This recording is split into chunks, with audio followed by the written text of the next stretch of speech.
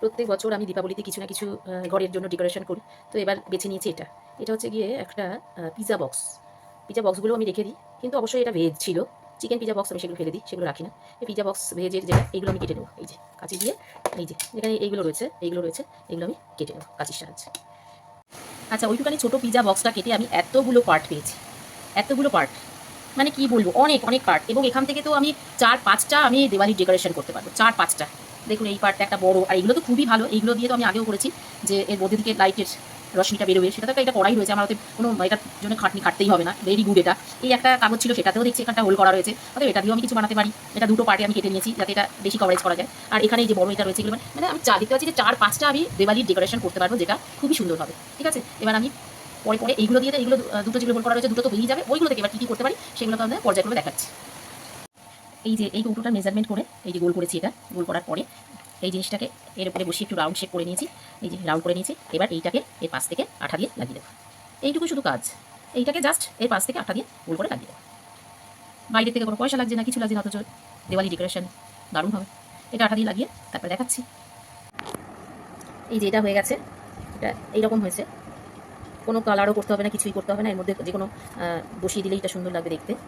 এর মধ্যে থেকে আলো বেরোবে, এই সে মধ্যে থেকে। আর একটা যেটা করেছি, এটাও ছিল ওর মধ্যে, সেটা এর মধ্যে গোল করা ছিল, কিন্তু এটা এখনো হয়নি। এটার উপর বসিয়ে এবারে এরকমভাবে দাগ দিয়ে নিতে হবে। এই যে এরকমভাবে জিগজ্যাগ করে এটা বসিয়ে এটার উপর দিয়ে দাগ দিয়ে নিতে হবে। দাগ দেওয়ার ফলে যে এই কার্ডবোর্ডটা যেটা বেরোবে কেটে, সেটা উপরে এটা বসিয়ে দিতে হবে, তাহলে এটা ঠিক থাকবে। এখন যেমন এটা একটুখানি করছে, নড়ানড়ি করছে। পিজার বাক্সগুলো সাধারণত অনেক বড় হয়, কিন্তু এই পিজাটা ছোটো বাক্স ছিল, আমি প্রথমেই দেখিয়েছি।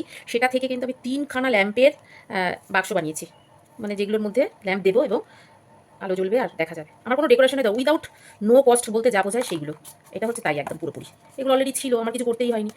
দরকার হলে এটার উপরে এরকম চাপিয়ে দেওয়া যায়, এটাও এরকম এটা করা ছিল। সেই জন্য আমি একটা গোল একটা মুখ দিয়ে এটাকে করে নিয়েছি। তার জন্য একটুখানি আর একটু দরকার ছিল বলে সেলুটেপ দিয়ে আটকে গেছি, যাতে এটা এরকম আটকানো যায়। আর এটাও তো দেখিয়েছিলাম, এটা পিয়ার একটা অন্য ঢাকনির মধ্যে ছিল, সেই জন্য এটাকেও আমি ইউজ করেছি, যেহেতু এই হোলগুলো রয়েছে, দেখা যাবে আলোগুলো বেরোবে এখান থেকে। আর তার জন্য এখানে একটা কেটে নিয়েছি, যাতে এর উপরে এরকমভাবে আটকানো যায়। আচ্ছা, দ্বিতীয় আর একটা এটা তৃতীয়টা এটাও একটা এরকম করে নিয়েছি। আর এই গোলগুলো তো ওই রকমই, কোনো একটা ঢাকনি বসিয়ে দিয়ে গোল অবশ্যই করা যায়। এটাও একটা কি রয়েছে, একটা ঢাকনি ছিল, মেয়েরা কি যেন একটা এনেছিল, তার ঢাকনিটা সেটাও আমি ফেলিনি, ওই টুপির মতো অনেক।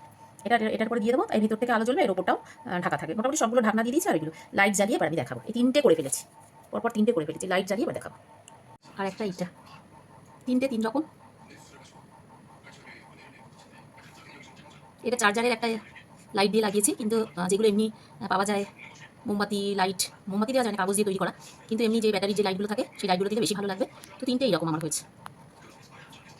একটা এইটা, যেটা কি সুন্দর ফানুসের মতো লাগছে, মনে হচ্ছে একটা ফানুস।